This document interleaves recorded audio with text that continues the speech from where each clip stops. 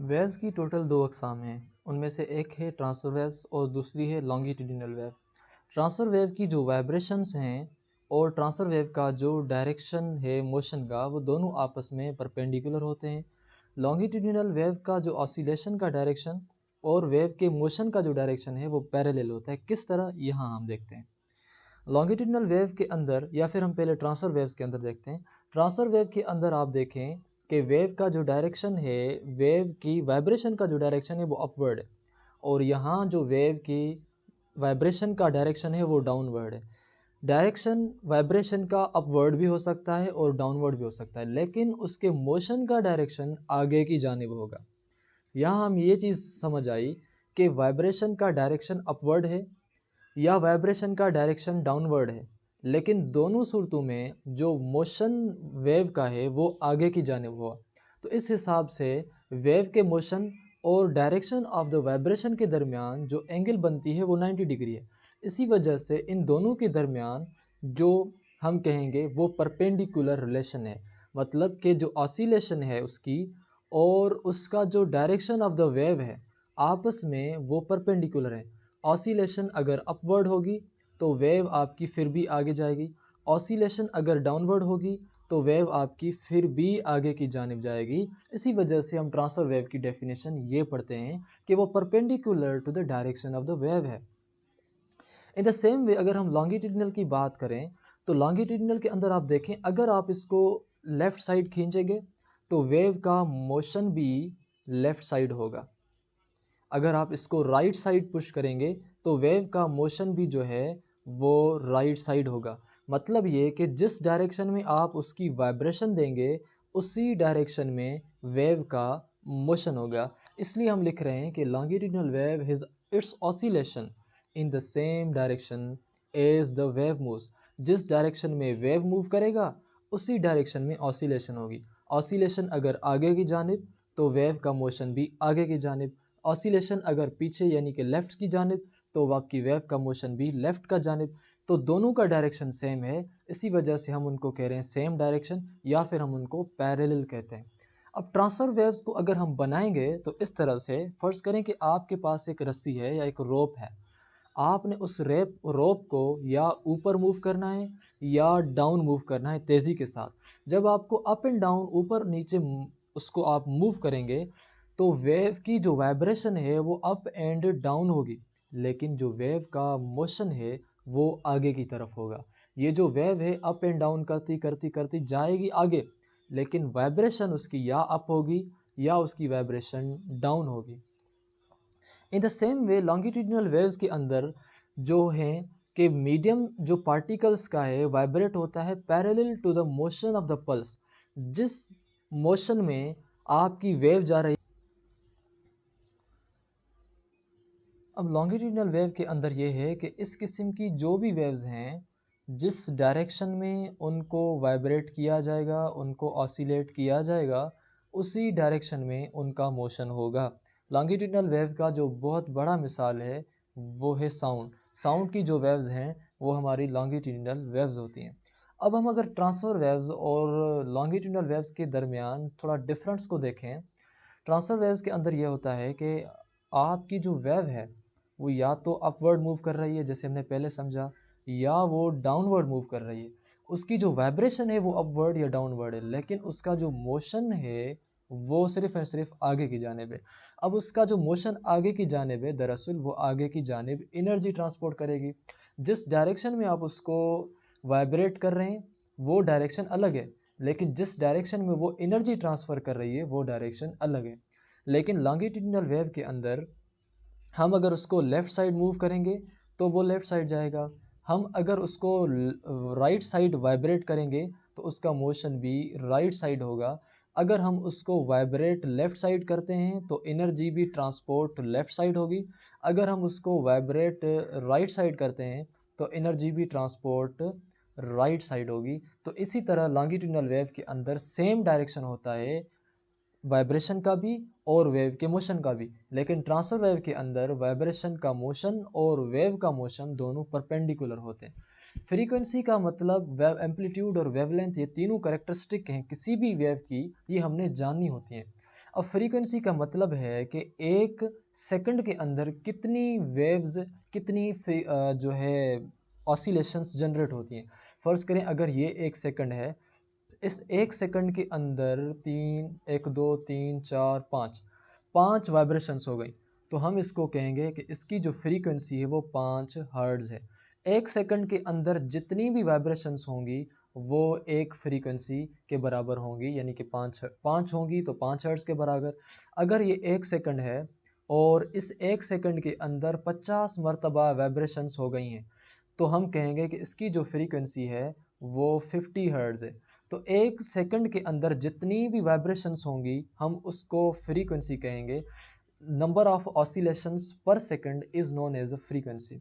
Amplitude का मतलब ये है कि मैक्सिमम जो डिस्टेंस है इसकी इनिशियल पॉइंट से लेकर उसकी मैक्सिमम पॉइंट तक जो टोटल डिस्टेंस है हम उसको एम्पलीट्यूड कहते हैं। फ़र्ज़ करें कि ये एक स्टार्टिंग पॉइंट है इसकी, यहाँ से लेकर यहाँ तक और यहाँ से यहाँ। अब इसका जो एम्पलीट्यूड है वो इस पॉइंट से इसकी मैक्सिमम पॉइंट तक जो टोटल डिस्टेंस है वो एम्पलीट्यूड कहलाया जाएगा। इन द सेम वे इस पॉइंट से लेकर इसकी जो मैक्सिमम डेप्थ है उस पॉइंट तक भी जो डिस्टेंस है वो एम्पलीट्यूड कहलाया जाएगा।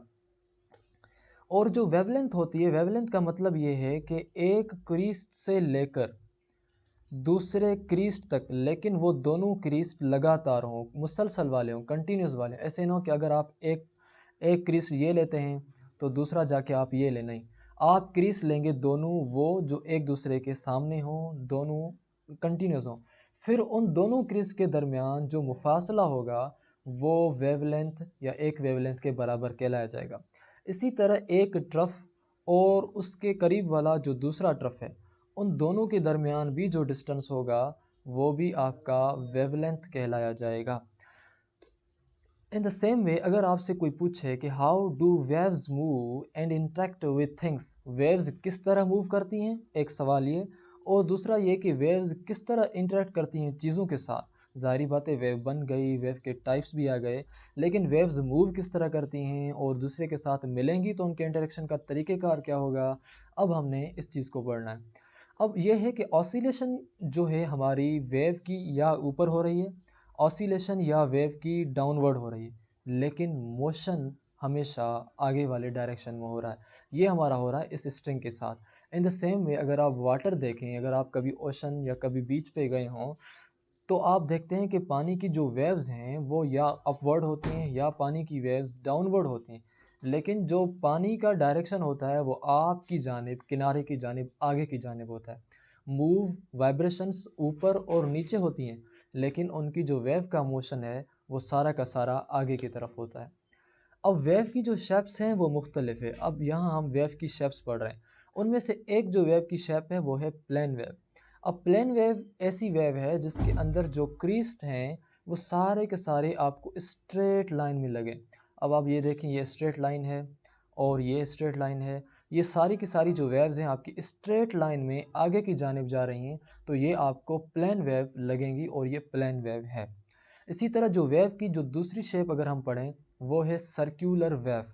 अब सर्क्यूलर वेव तब बनती है आपकी जब आप पानी के अंदर कोई बाल या कोई स्टोन फेंकते हैं, तो ये होता है कि उसके सराउंड या सर्क्यूलर, उसके सर्किल में वेव्स बन जाती हैं जो उस ऑब्जेक्ट से आउटवर्ड की तरफ जाते हैं। अब ये जो वेव्स उससे आउटवर्ड की जानिब जा रही हैं और वो हैं भी सर्किल में, तो ऐसे किस्म की वेव्स को हम सर्क्यूलर वेव्स कहते हैं। इसलिए हम कहते हैं a wave that is circular wave fronts, जिसको जो वेव फ्रंट्स हो, जिसको जो वेव फेस हो वो सर्क्यूलर हो और मूव होता है वो टुवर्ड्स फ्रॉम द सेंटर। अगर इसका सेंटर ये बॉल है तो इस बॉल से वो आउटवर्ड जाएगी, तो इस किस्म की सर्क्यूलर वेव को हम सर्क्यूलर वेव कह रहे हैं। अब प्लेन वेव की हम अगर एक चीज़ ये समझें कि प्लेन वेव वैसे रियली एग्जिस्ट नहीं करते। प्लेन वेव उन वेव्स की बनती हैं, फ़र्ज़ करें अगर ये सन है और सन से मुख्तलिफ सर्क्यूलर वेव्स बन के आ गई आपके पास, लेकिन ये सर्क्यूलर वेव्स आपको नज़र नहीं आती, आपको सीधी वेव्स नज़र आती हैं। बज़ाहिर ये जब स्टार्ट हुई थी वो सर्क्यूलर थी, लेकिन आप तक पहुंचते टाइम वो आपको प्लेन और सीधी लग रही हैं, तो इसलिए हम इनको प्लेन वेव्स कह रहे हैं। बाकी रियल में कोई भी चीज़ प्लेन वेव जनरेट नहीं करती। आप सोलर है या फ़र्ज़ करें एक लाइट है जो आपके बिल्कुल करीब है, तो वो लाइट वेव आपको सर्कुलर लगेगी, वो आपको स्फेरिकल लगेगी। लेकिन जैसे ही वो लाइट बहुत दूर हो जाएगी तो आपको वो लाइट ऐसे लगेगी जैसे सीधी है बिल्कुल। तो वो सेम वेव जो आपको पहले सर्कुलर लग रही थी, अब आपको वो वेव्स प्लेन लगेंगी। तो इस किस्म की वेव्स को हम प्लेन वेव्स कहते हैं और वो रियल में एग्जिस्ट नहीं करती। इन the same way circular waves, जिस तरह हमने पढ़ा कि वो प्रोपेगेट करती हैं, प्रोपेगेट का मतलब है कि वो मूव करती हैं circular surface of the water में, और various points of the surface में वो वर्टिकली मूव करती हैं। जैसे ही आप कोई चीज़ फेंकते हैं तो आपकी जो वेव्स हैं वो ऊपर की जानिब आती हैं या फिर नीचे की जानिब होती हैं, मतलब वो वर्टिकली वेव्स प्रोड्यूस होती हैं। लेकिन वो जहाँ से प्रोड्यूस हुई हैं उस वक्त मैक्सिमम होती हैं, लेकिन जैसे जैसे वो टाइम गुजरता जाता है उनकी जो एम्पलीट्यूड है वो कम होता जाता है, उनकी जो इलांगेशन एम्पलीट्यूड की वो कम होता रहता है। इसलिए हम कह रहे हैं कि उनकी जो इलांगेशन है they depend upon the time and the position. अगर पोजीशन इसके करीब वाली होगी तो इनका एम्पलीट्यूड ज़्यादा, अगर पोजीशन इनके दूर वाली होगी तो इनका जो एम्पलीट्यूड है वो कम होगा। इसलिए हम कह रहे हैं कि सर्कुलर वेव्स की जो वेव्स हैं वो हमारी टाइम के ऊपर और पोजीशन के ऊपर डिपेंड करती हैं। अब सवाल ये है कि क्या होगा अगर आपकी जो वेव हैं वो हिट करें किसी भी ऑब्स्टेकल को या किसी भी रुकावट को, किसी भी ऑब्जेक्ट को। तो चार किस्म की चीज़ें हो सकती हैं। अगर वेव किसी चीज़ को हिट करेगी या तो रिफ्लेक्शन होगी, या रिफ्रैक्शन होगी, या डायफ्रैक्शन होगी, या फिर एब्जॉर्प्शन होगी। इन चार चीज़ों में से कोई ना कोई चीज़ तो ज़रूर होगी। अब रिफ्लेक्शन तब होगी जब आपके सामने एक ऑब्जेक्ट पड़ा है और आपकी वेव आई और उसको लगने के बाद बाउंस बैक हो गई। अब ये जो वेव आपकी बाउंस बैक हो गई, इस वेव के बाउंस बैक को हम रिफ्लेक्शन कहते हैं। When waves bounces of a material and goes into the new direction, जिस डायरेक्शन में आई उसी डायरेक्शन से नहीं बल्कि दूसरे डायरेक्शन में चली जाए, तो फिर हम उसको कहेंगे कि ये जो वेव का इंटरेक्शन है ये हमारा रिफ्लेक्शन कहलाया जाता है। अब वेव के रिफ्लेक्शन के अंदर हमारी जो इमेजेस हैं वो बनती हैं। फ़र्ज़ करें जो सूरज की लाइट है वो पहाड़ी के हिल की इस चोटी पर लगी। अब पॉइंट इस पे जैसे ही लाइट लगती है वो लाइट हमारी आके यहाँ रिफ्लेक्ट होके लगती है। जैसे ही लाइट यहाँ गिरती है तो वो लाइट यहाँ से रिफ्लेक्ट होके यहाँ चली आती है। जैसे ही लाइट यहाँ हमारी गिरती है तो वो लाइट यहाँ आके यहाँ रिफ्लेक्ट हो जाती है। अब इस लाइट के रिफ्लेक्शन की वजह से हमारी इमेजेस बनती हैं। इसी तरह जैसे ही सूरज की लाइट इस परिंदे के इस पॉइंट पर लगी तो वो लाइट रिफ्लेक्ट हो गई यहाँ आ गई, तो जैसे ही यहाँ आ गई तो यहाँ इमेज बन गई। इन द सेम वे जैसे ही लाइट आपकी इस टावर पे यहाँ लगती है तो वो लाइट आपकी रिफ्लेक्ट हो गए इस पॉइंट पर आ गई, और इस पॉइंट की लाइट इस पॉइंट के ऊपर आ गई। तो इस तरीके से हमारी जो इमेजेस हैं वो रिफ्लेक्शन की वजह से बनती हैं। वेव इंटरेक्शन का एक और भी तरीका है, वो है रेफ्रैक्शन। अब इस वेव के इंटरेक्शन के अंदर ये है कि जैसे ही वेव आपकी पास होती है तो वेव आपकी बेंड हो जाती है, वो मुड़ जाती है, वो अपनी एंगल चेंज कर जाती है। अब इस किस्म के वेव के इंटरेक्शन को, जिसमें वेव आए तो सही और पास भी हो, लेकिन पास होने के बाद उसकी बेंड हो जाए और वो इधर उधर हो जाए, तो इस किस्म के वेव के इंटरेक्शन को हम रेफ्रैक्शन कह रहे हैं। अब रेफ्रैक्शन के मिसाल बिल्कुल ये है कि आप ऐसे करें कि एक गिलास लें, उस गिलास के अंदर अगर हम कोई पेंसिल डिप करते हैं तो वो पेंसिल हमें ब्रोक की हुई लगती है। तो ये जो पेंसिल की प्रॉपर्टी है इस वजह से लग रही है, रेफ्रैक्शन की वजह से। और कोई भी ऐसा कलर जिसकी जो वेवलेंथ है वो ज़्यादा होती है, जिसकी वेवलेंथ बहुत ज़्यादा होती है, तो उसकी जो रेफ्रैक्शन है वो कम होती है। और कोई भी ऐसी वेव जिसकी जो वेवलेंथ है वो कम होगी तो उसकी रेफ्रैक्शन बहुत ज़्यादा होगी। वेव की इंटरेक्शन का एक और तरीका है डायफ्रैक्शन। डायफ्रैक्शन के अंदर ये होता है कि जब लाइट किसी भी कोने से लगती है तो वो लाइट थोड़ी बेंड हो जाती है। अब लाइट ये जो बेंड हुई किसी कोने पे लगने की वजह से, इस लाइट के बेंड के तरीके को हम डायफ्रैक्शन कहते हैं। वेव्स बेंड्स अराउंड और goes through a hole in a material. आप देखें कि ये एक आपकी प्लेन वेव है। प्लेन वेव जैसे ही इस होल के अंदर आती है तो वो आपकी एक सर्कुलर वेव हो जाती है। अब इस होल में से गुजरने के बाद वो जो वेव है आपकी सर्कुलर वेव बन गई, तो ये भी आपका डायफ्रैक्शन की वजह से होता है। अब डायफ्रैक्शन का एक मिसाल आप ये भी लें कि ये समुद्र की बिल्कुल लहरें हैं। जैसे ही ये लहरें इस होल के अंदर से गुजरती हैं तो ये लहरें अभी सर्कुलर डायरेक्शन में हो गई। अब ये जो सर्कुलर डायरेक्शन में हो गई, इस प्रॉपर्टी का जो नाम है, इस प्रॉपर्टी का जो तरीका है, वो डायफ्रैक्शन कहलाया जाता है। वेव की इंटरेक्शन का एक और तरीका है, वो है एब्जॉर्प्शन। अब एब्जॉर्प्शन जो है किसी भी मटेरियल की इस तरह से होती है कि आपकी वेव आए तो सही मटेरियल के पास, लेकिन वहाँ से जा नहीं पाए, वो सारी की सारी वेव आहिस्ता आहिस्ता उसके अंदर वो गुम हो जाए। अब वेव गई कहाँ? ये वेव उसके अंदर एब्जॉर्ब हो गई, ये वेव्स उसके अंदर जज़ब हो गई। तो इसलिए वेव्स के इस तरीके को हम एब्जॉर्प्शन कहते हैं कि वेव्स आएँ तो सही लेकिन वो सारी की सारी उस मटेरियल के अंदर वो एब्जॉर्ब हो जाएं। एब्जॉर्प्शन इस तरह भी होती है कि जैसे आपकी लाइट आती है पानी के ऊपर, तो वो पानी से लाइट रिफ्लेक्ट तो कम होती है, लेकिन वो ज़्यादातर लाइट जो है वो उस पानी के अंदर या समंदर के अंदर या दरिया के अंदर वो एब्जॉर्ब हो जाती है। और इसी एब्जॉर्ब होने की वजह से समुद्री जो मछलियाँ हैं उनकी ज़िंदगी होती है। अब वेव के इंटरेक्शन के मुख्तलिफ तरीक़ेकार हैं। फ़र्ज़ करें कि एक वेव आपकी है इस तरफ से और दूसरी वेव आपकी आ रही इस तरफ से। अगर ये दोनों वेव्स आपस में मिलती हैं तो क्या होगा? इन वेव्स के मिलने के तरीके को हम फिज़िक्स की लैंग्वेज में इंटरफेरेंस कहते हैं। जब आपकी दो वेव्स मीट हों while travelling along the same medium is called interference. Same medium में वो वेव्स ट्रेवल कर रही हैं और वेव वो आपस में मीट हो गई, तो हम इसको इंटरफेरेंस कहते हैं। इंटरफेरेंस के दो अक़साम हैं, एक है आपका कंस्ट्रक्टिव इंटरफेरेंस और दूसरा है डिस्ट्रक्टिव इंटरफेरेंस। कंस्ट्रक्टिव इंटरफेरेंस के अंदर यह होता है कि आपकी जो दो वेव्स हैं, two waves moving towards each other both having a positive upward amplitude, दो वेव्स एक दूसरे की तरफ आएंगी, एक वेव ये एक वेव ये, लेकिन दोनों पॉजिटिव होंगी, या दोनों वेव्स जो एक दूसरे की तरफ आ रही हैं दोनों नेगेटिव होंगी, यानी कि एक जैसी होंगी, लेकिन बाद में वो ऐड होके एक नई वेव बनाएंगी जिसका जो एम्पलीट्यूड होगा उन दोनों वेव्स को मिला सिला के बहुत बड़ा होगा। अब हम यहाँ ये देख सकते हैं कि जैसे ही वो वेव्स आपस में आएंगी they will add together to produce a greater amplitude. आप यहाँ मिसाल लें कि ये एक रेड वेव है और यहाँ एक ये ब्लू वेव है।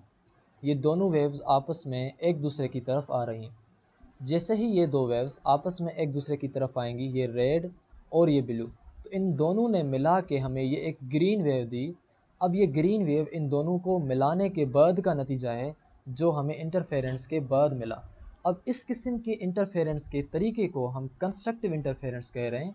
वो इसलिए क्योंकि दोनों वेव्स मिलकर हमें एक नई वेव कंस्ट्रक्ट होके मिल रही है। In the same way interference से पहले ये आपका ट्रफ है एक, और दूसरा आपका ये जो ट्रफ है, और जैसे ही ये दो वेव्स आपस में मिलती हैं तो ये दो वेव्स ही आपस में हमें एक और नई वेव देती हैं जो एक नई कंस्ट्रक्टिव वेव है। फ़र्ज़ कि अगर इसका वेव का 5 एम्पलीट्यूड है और इसका भी 5 है, ये दोनों मिला के यहाँ हमें जो एम्पलीट्यूड मिलेगा वो 10 होगा। फ़र्ज़ करें इस वेव का भी 5 है जो यहाँ से आ रही है और इसका भी 5 एंगस्ट्रॉन जो है वो एम्पलीट्यूड है। अब ये दोनों वेव्स जब आपस में मिलेंगी तो हमें ये जो ग्रीन वेव दूसरी मिली है इसका जो एम्पलीट्यूड होगा वो 10 एंगस्ट्रॉन होगा, क्योंकि यहाँ कंस्ट्रक्टिव इंटरफेरेंस से वो दोनों वेव्स आपस में मिल रही हैं। लेकिन शर्त ये था कि या दोनों क्रेस्ट हों या दोनों ट्रफ हों। ये हम देख सकते हैं ये दोनों ट्रफ थे और ये जो हैं आपके दोनों क्रेस्ट हैं। यहाँ हम देखें कि ये एक क्रेस्ट है और ये भी एक क्रेस्ट है। क्रेस्ट क्रेस्ट के साथ मिलेगा और इसका ट्रफ, इसी तरह ये जो वेव का ट्रफ है और ये दोनों वेव के ट्रफ, और ये आपका क्रिस्ट और ये जो क्रिस्ट है और ये जो क्रिस्ट है, ये दोनों आपस में मिलेंगे। क्रिस्ट क्रेस्ट के साथ मिलेगा और ट्रफ ट्रफ के साथ मिलके ये दोनों वेव्स अपने आप से एक बड़ी वेव हमें देंगे, दोनों मिला सिला के। फ़र्ज़ के अगर ये 5 थी इसका क्रिस्ट और इसका भी 5 था, तो ये दोनों मिला के हमें जो ट्रफ क्रिस देंगे वो 10 होगा। इन द सेम वे अगर ट्रफ इसका 5 होगा और इसका ट्रफ भी 5 होगा, तो ये दोनों मिला के हमें ये दो ट्रफ देंगे वो 10 एंगस्ट्रॉन या 10 एम्पलीट्यूड का होगा। इस किस्म के वेव के इंटरफेरेंस को हम कंस्ट्रक्टिव इंटरफेरेंस कहते हैं। अब आते हैं डिस्ट्रक्टिव इंटरफेरेंस की तरफ। डिस्ट्रक्टिव इंटरफेरेंस के अंदर ये होता है कि एक आपका पॉजिटिव अपवर्ड होता है और दूसरा आपके पास नेगेटिव अपवर्ड होता है। मसलन ये कि एक आपकी पॉजिटिव वेव होगी और दूसरी आपके पास नेगेटिव वेव का होगा।